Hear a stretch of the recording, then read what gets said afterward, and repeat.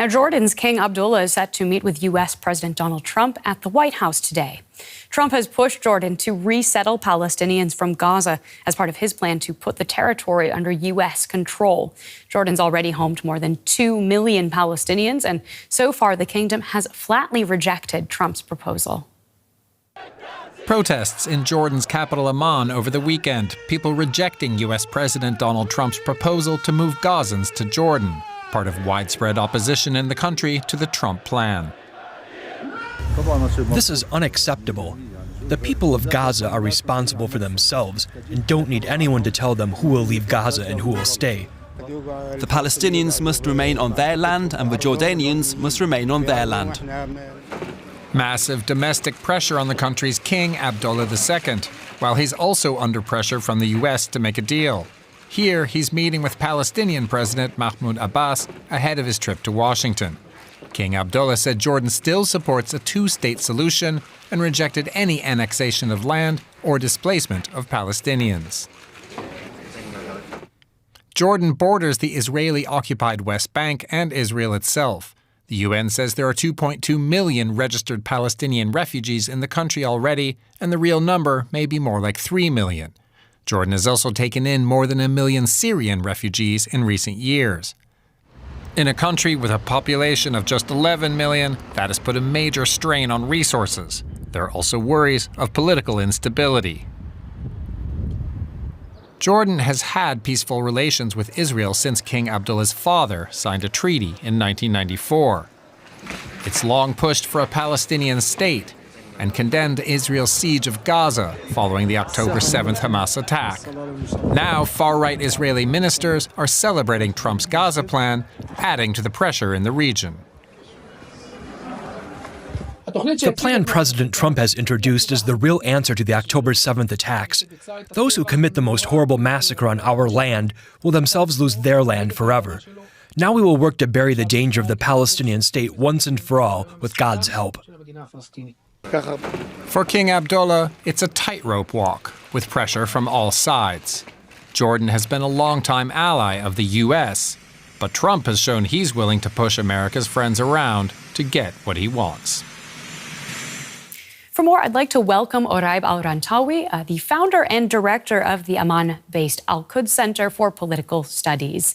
So we've heard Donald Trump is due to meet with Jordan's King Abdullah at the White House. What do you think we'll see coming out of this meeting?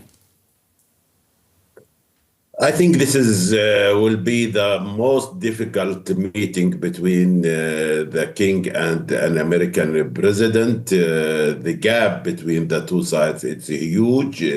Jordan cannot accept the American proposal about cleaning Gaza from its own people, taking over Gaza, forcibly transfer the Palestinians to Egypt and to Jordan. This is a very dangerous, a very risky proposal. We cannot accept it even or exchange it with the financial assistance Jordan gets from the United States. It's about stability, it's about security, it's about national identity, it's about the Jordanian entity itself. This is a prova maybe for the upcoming transfer scenario from West Bank to Jordan. And what we witnessed recently, based on the international organization reports, there is 40,000 people displaced, forcibly displaced from their villages in Northwest Bank. This is a nightmare for Jordan, cannot be accepted by all means. For Jordan also, it is an attempt to transform the struggle from being a Palestinian-Israeli struggle to be a domestic one, maybe a long-standing one, and this is something cannot be exchanged by any assistance or any financial offers. Well, with this putting Jordan in such a difficult position, have we so far seen any flexibility from the Trump administration to address some of these core concerns? We rely on in 2-3 factors to contain the elephant in the souvenir shop.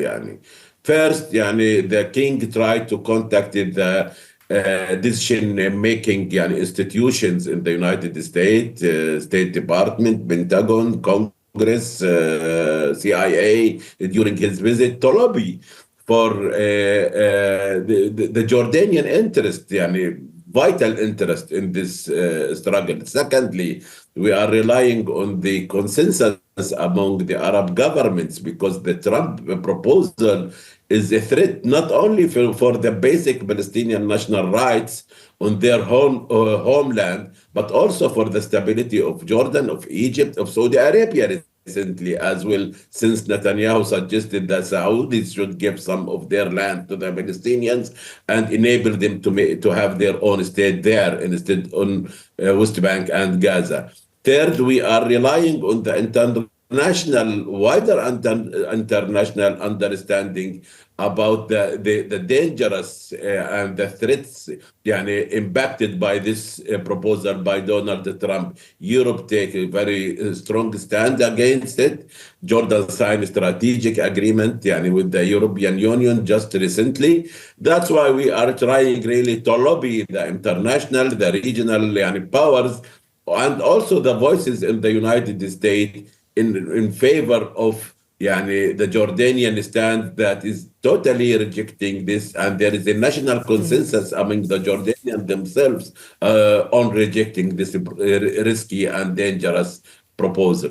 Now, if I may jump in, Trump, though, has made it very clear that he's willing to really put maximum pressure on Jordan here. As you've mentioned it yourself, he's even threatening to withhold aid from both Jordan and Egypt if they refuse to take Palestinian refugees. Do you see a scenario in which he actually makes good on this and Jordan folds to the pressure?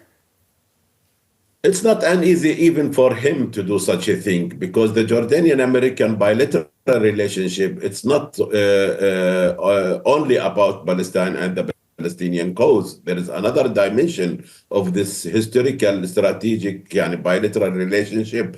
It's also about war against terrorism. It's also about security cooperation. It's also about Jordan being an active player within the international coalition to fight ISIS in the region. It's about 14 American military bases deployed in Jordan as well. That's why I think it is early to think that he is going to impose the maximum pressure in Jordan.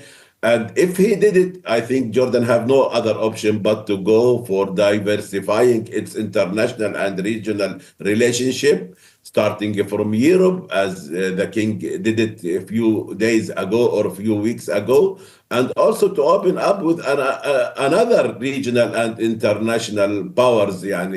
American is the superpower so far, but it is not the only one.